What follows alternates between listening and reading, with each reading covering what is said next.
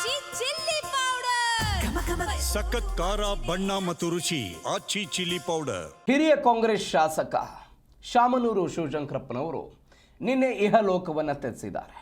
ಇದೀಗ ದಾವಣಗೆರೆಯಲ್ಲಿ ಅವರ ನಿವಾಸದಲ್ಲಿ ಅನೇಕ ಗಣ್ಯರು ಶಾಮನೂರು ಶಿವಶಂಕರಪ್ಪನವರ ಅಂತಿಮ ದರ್ಶನವನ್ನು ಪಡೆದುಕೊಳ್ತಾ ಇದ್ದಾರೆ. ಪುತ್ರ ಎಸ್ ನಿವಾಸದಲ್ಲಿ ಅಂತಿಮ ದರ್ಶನಕ್ಕೆ ವ್ಯವಸ್ಥೆಯನ್ನು ಮಾಡಲಾಗಿದೆ.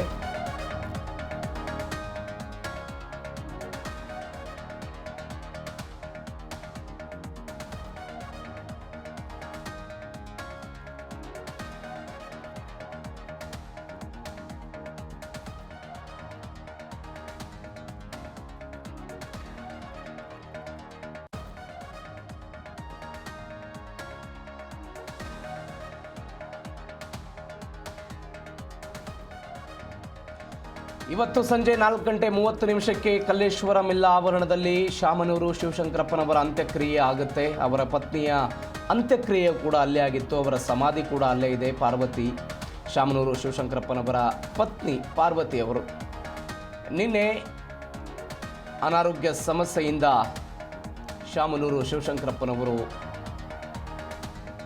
ಮೃತಪಟ್ಟಿದ್ದಾರೆ. ಬೆಂಗಳೂರಿನ ಖಾಸಗಿ ಆಸ್ಪತ್ರೆಯಲ್ಲಿ ಬೆಂಗಳೂರಿನಿಂದ ಅವರ ಪಾರ್ಥಿವ ಶರೀರವನ್ನು ದಾವಣಗೆರೆಗೆ ತೆಗೆದುಕೊಂಡು ಹೋಗಲಾಯಿತು. ಅದಾದ ನಂತರ ಅವರ ಪುತ್ರರ ನಿವಾಸದಲ್ಲಿ ಇವತ್ತು ಬೆಳಗ್ಗೆ ಪೂಜೆಯನ್ನು ಕೂಡ ಮಾಡಲಾಯಿತು. ದೃಶ್ಯದಲ್ಲಿ ಗಮನಿಸ್ತಾ ಇದ್ದೀರಿ. ಸಾರ್ವಜನಿಕ ದರ್ಶನಕ್ಕೆ ಅವಕಾಶವನ್ನು ಇಡಲಾಗ್ತಾ ಇದೆ. ಅನೇಕ ಗಣ್ಯರು ಕೂಡ ಬಂದಿದ್ದಾರೆ.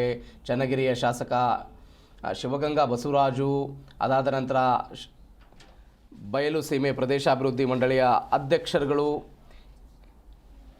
ಇವರೆಲ್ಲರೂ ಕೂಡ ಇದೀಗ ಭೇಟಿ ಕೊಟ್ಟು ದರ್ಶನಕ್ಕೆ ಬಂದಿರೋದು ದೃಶ್ಯದಲ್ಲಿ ಗಮನಿಸ್ತಾ ಇದ್ದೀರಿ.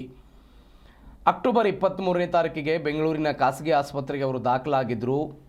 ವಯೋಸಹಜ ಅನಾರೋಗ್ಯ ಸಮಸ್ಯೆಗಳು ಅವರಿಗೆ ಕಾಡ್ತಾ ಇತ್ತು. ಅವರ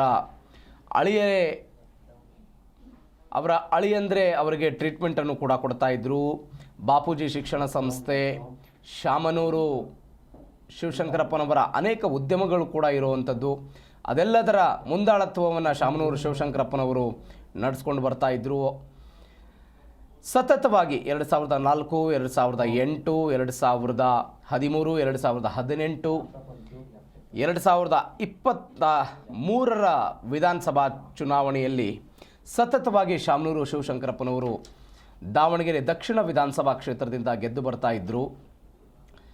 ಶಾಮನೂರು ಶಿವಶಂಕರಪ್ಪನವರು ಓದಿದ್ದು ಮಾತ್ರ ಕೇವಲ 10ನೇ ಕ್ಲಾಸು, ಇಂಟರ್ಮೀಡಿಯೇಟ್ ಶಿಕ್ಷಣವನ್ನು ಮಾತ್ರ ಪೂರೈಸಿದ್ದಾರೆ. ಆದರೆ ಅವರು ಕಟ್ಟಿದಂತಹ ಸಾಮ್ರಾಜ್ಯ ಮಾತ್ರ ದೊಡ್ಡದಾಗಿತ್ತು. ಅದು ಶಿಕ್ಷಣ ಆಗಿರ್ಬೋದು, ಔದ್ಯೋಗಿಕ ಕ್ಷೇತ್ರ ಆಗಿರ್ಬೋದು, ಕೈಗಾರಿಕೆ ಆಗಿರಬಹುದು, ರಾಜಕೀಯ ಕ್ಷೇತ್ರ ಆಗಿರ್ಬೋದು, ಎಲ್ಲ ಕ್ಷೇತ್ರಗಳಲ್ಲೂ ಕೂಡ ತಮ್ಮದೇ ಆದಂಥ ಛಾಪನ್ನು ಮೂಡಿಸಿ ಇತಿಹಾಸ ಬರೆದವರು ಶಾಮನೂರು ಶಿವಶಂಕರಪ್ಪನವರು. ರಾಜಕೀಯದಲ್ಲೂ ಕೂಡ ನೋಡಿ ವಿಪರ್ಯಾಸ ಅಂದರೆ ತಮ್ಮ 63ನೇ ವಯಸ್ಸಿಗೆ ಮೊದಲ ಬಾರಿಗೆ ಶಾಸಕರಾಗ್ತಾರೆ, 83ನೇ ವಯಸ್ಸಿಗೆ ಅವರು ಸಚಿವರಾಗ್ತಾರೆ.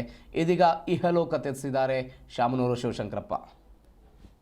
10:30 ತನಕ ಪೂಜೆ ಪುರಸ್ಕಾರ ಮುಗಿಸ್ಕೊಂಡು ಆಮೇಲೆ 12 ಗಂಟೆಯಲ್ಲಿ ಹೈಸ್ಕೂಲ್ ಮೈದಾನದಲ್ಲಿ ಸಾರ್ವಜನಿಕರ ದರ್ಶನಕ್ಕೆ ಇಟ್ಟು 2 ಗಂಟೆ 2:30ಯಿಂದ ನಮ್ಮ ಕಲ್ಲೇಶ್ವರ ಮಿಲ್ಗೆ ಕರೆದೊಯ್ಯಲಾಗುತ್ತೆ. ಆಮೇಲೆ ಅಲ್ಲಿ ನಮ್ಮ ವೀರಶೈವ ಪದ್ಧತಿ ಪ್ರಕಾರ ಏನಿದೆಯೋ ಅದೆಲ್ಲ ಪೂಜೆ ಮಾಡಿ ಇದನ್ನು ಮಾಡುತ್ತೇವೆ ಅಂತ. ಸರ್, ವಿಶೇಷ ಏನಂತಾರೆ ನಿಮ್ಮ ಮನೆ ಒಳಗೆ ಅಜ್ಜದ್ದು ಕೈ ಹಸ್ತದ್ದು ಬಂಗಾರ ಹೋಗಿತ್ತು. ಯಾವ ಒಂದು ಕಾರಣಕ್ಕೋಸ್ಕರ ಅದು ಮಾಡಿಸಿ 5 ವರ್ಷ ಮೇಲೆ ಆಯಿತು. ನಡ್ಕೊಂಡು ಒಂದು ಪ್ರೀತಿ ಇಟ್ಕೊಂಡು ಮಾಡ್ತಾರೆ. ಹಾಂ, ಹೌದು.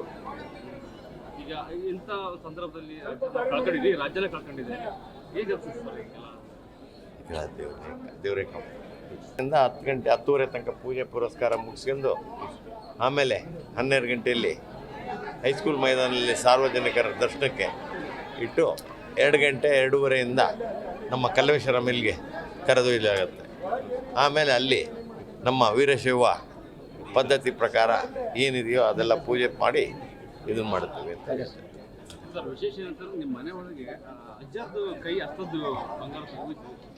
ಯಾವ ಒಂದು ಕಾರಣಕ್ಕೋಸ್ಕರ ಅದು ಮಾಡಿಸಿ 5 ವರ್ಷ ಮೇಲೆ ಆಯಿತು.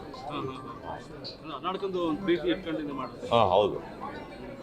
ಈಗ ಇಂಥ ಸಂದರ್ಭದಲ್ಲಿ ಕಳ್ಕೊಂಡಿದ್ದೀವಿ, ರಾಜ್ಯನೇ ಕಳ್ಕೊಂಡಿದೆ.